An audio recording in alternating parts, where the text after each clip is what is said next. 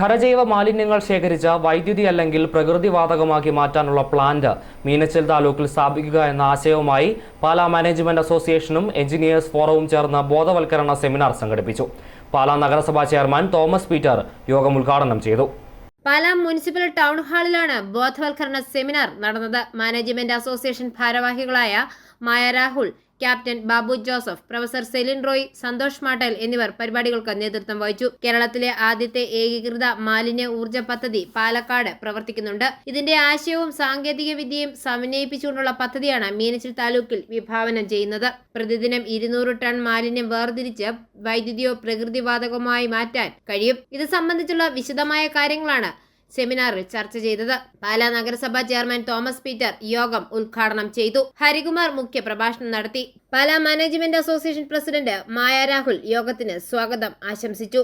Engineers forum president Babu Joseph മുഖ്യ പ്രഭാഷണം നടത്തി. കേരളത്തിലെ ആദ്യവും ഏറ്റവും വലിയ ഏകീകൃത മാലിന്യ മൂല്യം ഊർജ്ജ പദ്ധതി ബ്ലൂ പ്ലാനറ്റ് ലിമിറ്റഡ് പാലക്കാട് കാഞ്ഞിക്കോട് മേഖലയിൽ പബ്ലിക് പ്രൈവറ്റ് പാർട്ണർഷിപ്പ് മോഡലിൽ കേരളത്തിലെ ഏറ്റവും ആദ്യത്തെ വലിയ ഏകീകൃത പ്ലാന്റ് വികസിപ്പിച്ചുകൊണ്ടിരിക്കുന്നു. ഈ അത്യാധുനിക സംവിധാനത്തിലൂടെ പ്രതിദിനം 200 ടൺ മുനിസിപ്പൽ സോളിഡ് മാലിന്യം പുരോഗമിച്ച് വേർതിരിക്കൽ സാങ്കേതികവിദ്യ ഉപയോഗിച്ച് സംസ്കരിക്കുന്നു.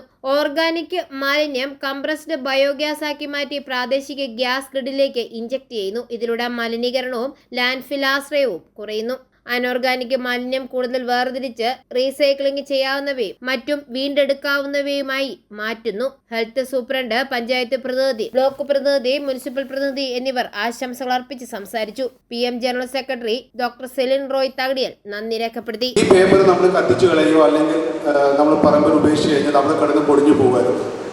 അന്ന് ആർക്കും മാലിന്യത്തെ പറ്റി ഒരു ചിന്തയോ ഇങ്ങനൊരു വിഷയത്തെ പറ്റി ആരും ചിന്തിച്ചിട്ടില്ല.